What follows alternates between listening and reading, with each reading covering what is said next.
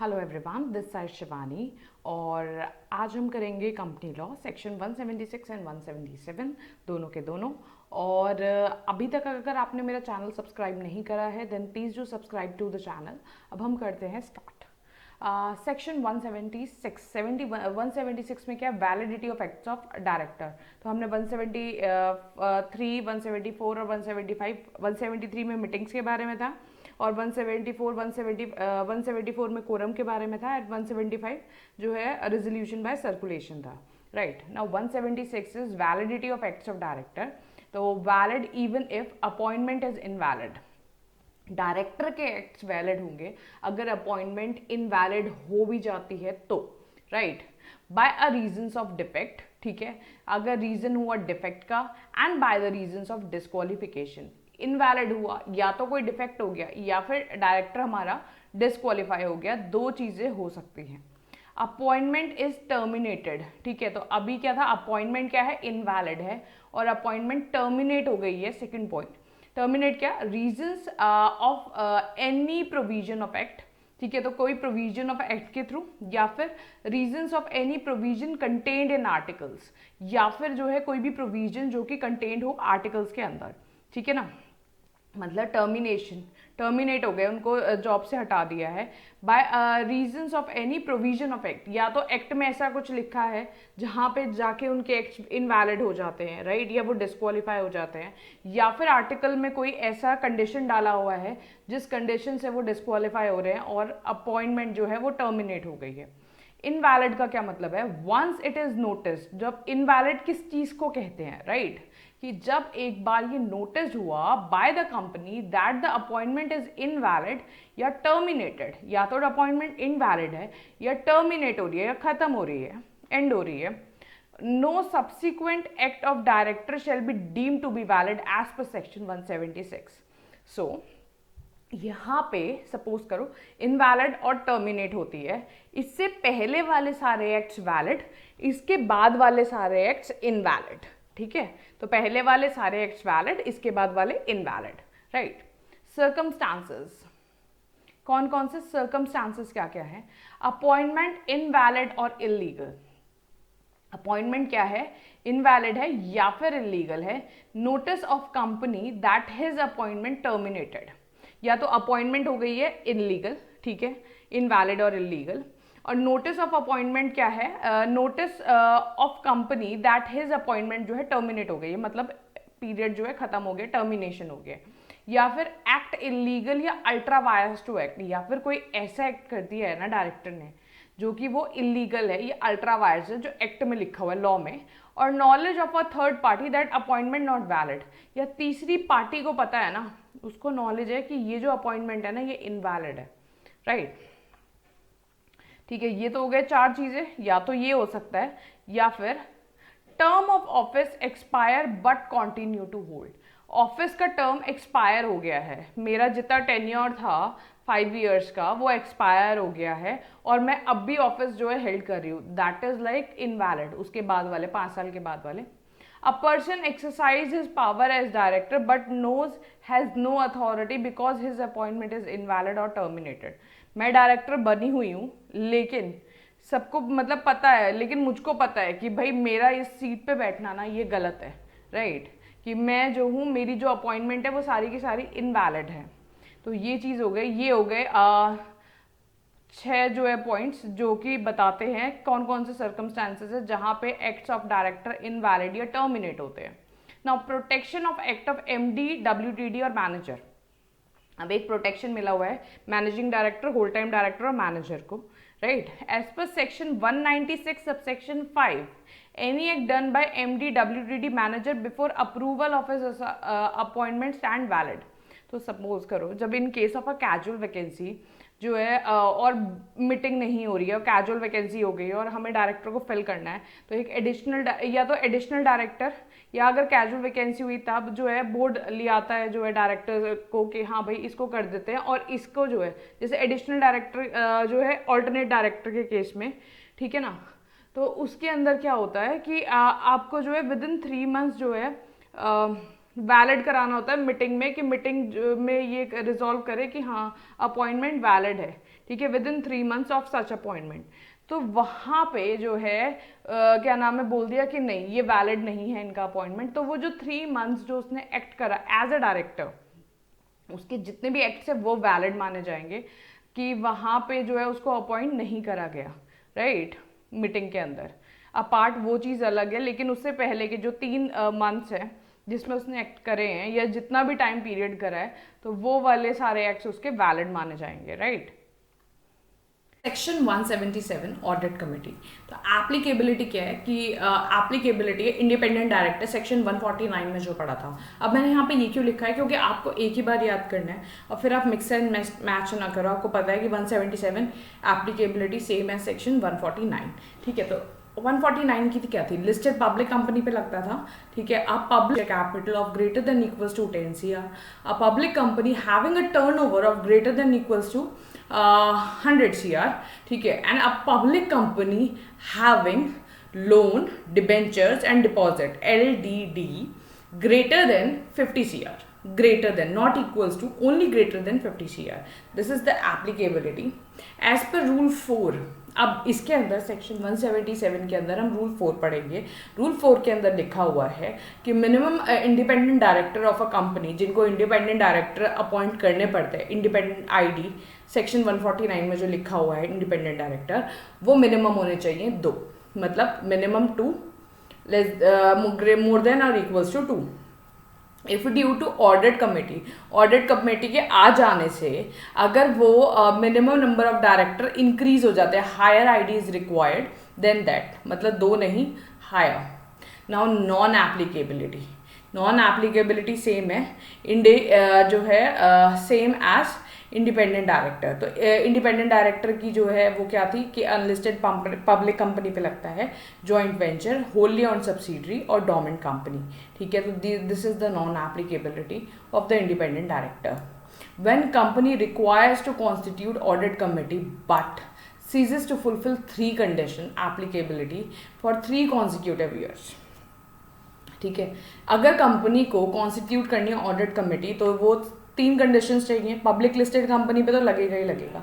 उसके बाद जो 100, 10, 100 और 50 की जो लिमिट थी, अगर वो 3 जो है 3 कॉन्जिक्यूटिव फाइनेंशियल ईयर तक अगर नहीं पूरी करी जा सकती, ठीक है। तो अगर कंपनी जो है, कंपनी ने वो 3 कंडीशंस पूरी नहीं करी एंड जो है ऑडिट कमेटी कॉन्स्टिट्यूट करना है as required, then the condition checked on last date of latest audited financial statement should be taken into account. Simple, 3 condition पूरी करनी थी, ठीक है। अगर 3 कंडीशन, इनमें से कोई सी भी 3 जो कंडीशन है, इनमें से जो कंडीशन है वो 3 कॉन्जिक्यूटिव फाइनेंशियल ईयर तक कोई भी कंडीशन जो है वो पूरी कंप्लाई नहीं करी है, ठीक है, और कॉन्स्टिट्यूशन आर नॉट रिक्वायर्ड, ठीक है ना।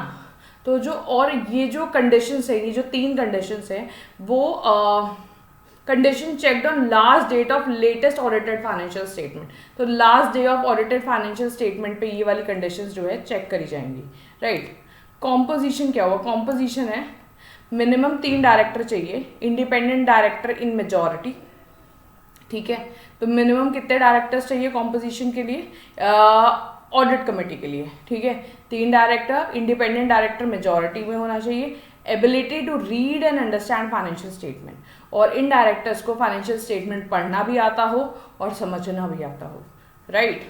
तो जो पढ़ और समझ सके वो 3 डायरेक्टर जो इंडिपेंडेंट हो वो बनेंगे ऑडिट कमेटी का पार्ट।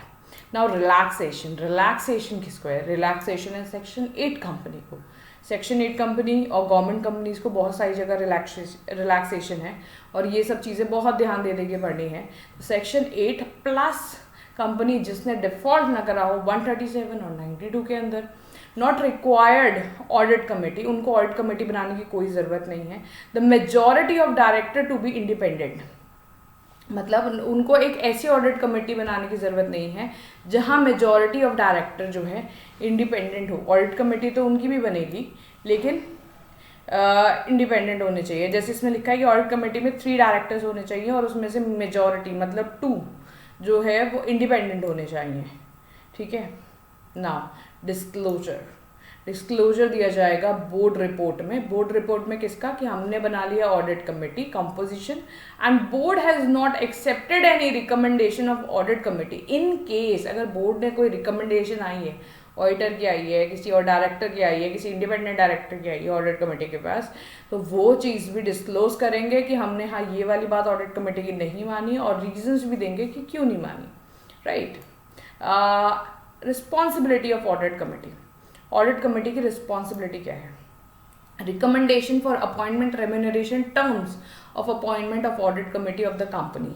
तो रिकमेंडेशन है फॉर अपॉइंटमेंट, तो रिस्पॉन्सिबिलिटी क्या क्या काम करते हैं? रिकमेंड करते हैं, अपॉइंट, उसकी रेम्यूनरेशन बताते हैं वो कितने टाइम तक रहेगा वो बंदे की रेम्यूनरेशन और उसका term of auditor of the company, auditor का बताते हैं। रिव्यू और मॉनिटर किसको करते हैं? Auditor, independence and performance and effectiveness of audit procedure. तो रिव्यू और मॉनिटर करा ऑडिट के प्रोसेस को और उसकी इफेक्टिवनेस को और ऑडिटर की इंडिपेंडेंस को। एग्जामिन किसको करा? फाइनेंशियल स्टेटमेंट को एग्जामिन करते हैं और ऑडिट रिपोर्ट को एग्जामिन करेंगे। अप्रूवल क्या? Approval plus subsequent modification in transaction with related party. ये वाला एक बहुत बड़ा टॉपिक है, इसका एग्जाम्पल है ओमनीबस अप्रूवल जो है वो देते हैं। तो अप्रूवल और अगर कोई मॉडिफिकेशन करनी हो ट्रांजैक्शन में कि नहीं टर्म्स ऐसे नहीं ऐसे होंगे, ऐसे नहीं ऐसे होंगे विद रिलेटेड पार्टी, ये काम भी जो है ऑडिट कमेटी का होता है। तो ऑडिट कमेटी का काम ऑडिटर के साथ कर दिया एंड प्लस जो है एग्जामिन करा फाइनेंशियल स्टेटमेंट और ऑडिट रिपोर्ट को, ठीक है। और ये अप्रूवल जो है रिलेटेड पार्टी ट्रांजैक्शन के लिए, और ये ओमनीबस अप्रूवल हम इसके बाद पढ़ेंगे, राइट। ये तो हो गई ऑडिट कमेटी के जो है जो रिस्पॉन्सिबिलिटीज या ड्यूटीज कह लो ना। Right of the audit committee, audit committee का राइट क्या है? What are the powers they have? तो empowered to call for the comment of the auditor report, तो ऑडिटर से रिलेटेड है, उसका अपॉइंटमेंट, उसकी इंडिपेंडेंस और ये सब चीज़ें चेक करते हैं, उसका टर्म। तो call for the comment on the auditors report, auditor reports पे कमेंट के लिए बुला सकते हैं। तो internal control system, internal control system पे कमेंट करो। Scope of audit including the, मतलब audit committee internal control system पे, ठीक है। Call for the comment of the auditors about internal control and scope of an audit including the observation of auditor, ठीक है। Audit का scope और auditor की information and review of financial statement before their submission of to board, तो board के पास submit होने से पहले वो रिव्यू भी कर सकते हैं। Discuss any related issues with the internal and statutory auditor, तो इंटरनल ऑडिटर से भी कोई बात कर सकते हैं, स्टैच्यूटरी ऑडिटर से भी कोई बात कर सकते हैं, and management of the company. तो इन तीन लोगों से तो ये लोग डिस्कस कर सकते हैं। और comment, call for the comment of the auditors about, तो ऑडिटर का कमेंट मंगा सकते हैं आईसीएफ से, आईसीएस, और स्कोप ऑफ एन ऑडिट, उसकी ऑब्जर्वेशन और जो है सबमिशन, रिव्यू जो है before submission to the board. Now investigate, एक और काम जो है जो राइट है इनका, ये इन्वेस्टिगेट कर सकते हैं into matters refer to it by the board. Board ने क्या रखा भाई, ये जो मैटर है ना ये ऑडिट कमेटी देखेगी, राइट। तो बोर्ड ने एम्पावर्ड करा है उनको। Power to obtain professional advice from external source, अगर उन्हें बाहर से कोई एडवाइस, थर्ड पार्टी एडवाइस लेने की भी जरूरत है थर्ड पर्सन से जो कि एक्सपर्ट की, तो वो जो है वो भी ले सकते हैं। And full access to information contained in records of a company, और कंपनी के रिकॉर्ड्स में जो भी इंफॉर्मेशन है उसकी फुल एक्सेस भी ले सकते हैं, ठीक है।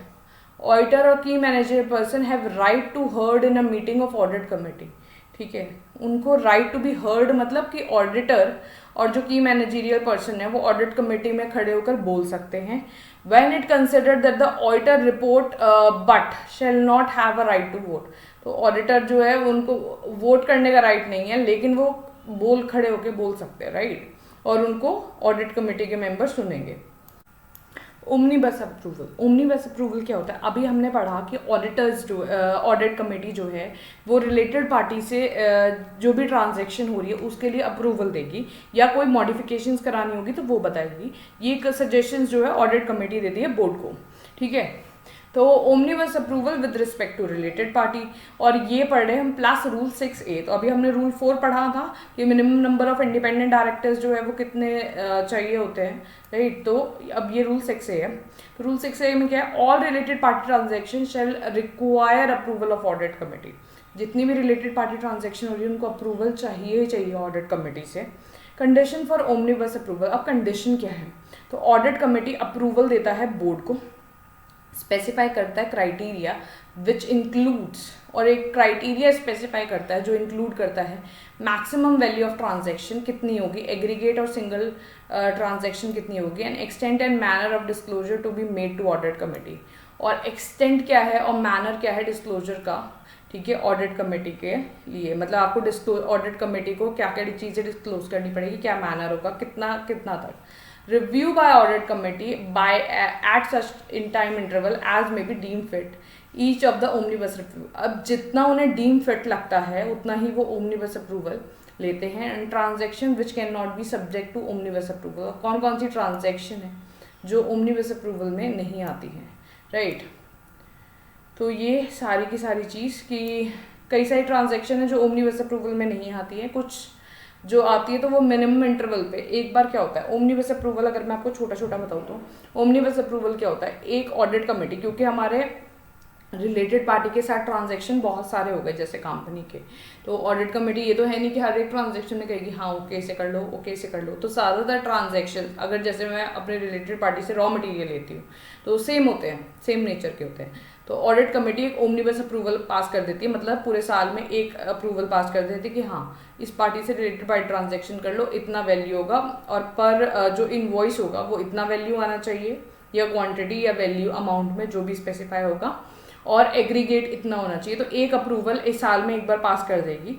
हाँ, लेकिन अगर ऑडिट कमेटी का मन करेगा तो वो बीच बीच में इंटरवल्स में जो है वो चेक करती रहेगी कि हाँ सही चीज़ से कंप्लाइन हो रहा है या नहीं हो रहा, मतलब बीच बीच में चेक करती रहेगी कि ठीक तरीके से हो रहा है या नहीं हो रहा, लेकिन एक बार ही अप्रूवल देगी क्योंकि ज़्यादातर ट्रांजैक्शन सिमिलर नेचर की होती है, राइट।